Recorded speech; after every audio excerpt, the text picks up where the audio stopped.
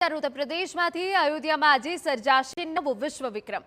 29 લાખ દીવડાઓથી જગમગ થશે અયોધ્યા નગરી।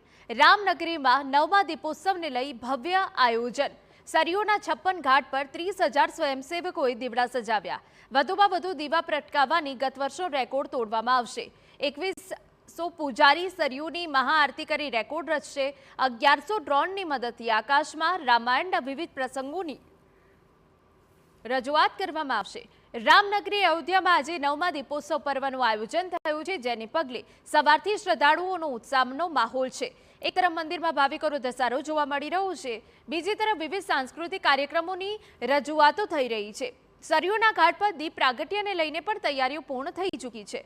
ઉલ્લેખનીય છે કે વર્ષ 2017માં અયોધ્યામાં પ્રથમવાર આ રીતે દીપ પ્રાગટ્યનું આયોજન કરાયું હતું, જેમાં 1,71,000 દીવડા પ્રગટાવવામાં આવ્યા હતા। આ વખતે સરયુના ઘાટ પર 29 લાખ દીવડાઓ સજાવી દેવાયા છે અને ગિનિસ બુક ઓફ વર્લ્ડ રેકોર્ડની ટીમ દ્વારા તેની ગણતરી પણ પૂરી કરી દેવાઈ છે। ઉલ્લેખનીય છે કે ગત વર્ષે 25 લાખથી વધુ દીપ પ્રગટાવી વિશ્વ વિક્રમ રચાયો હતો, એટલે આ વખતે વધુમાં વધુ 26 લાખ દીપ પ્રગટે તેવા પ્રયાસો છે।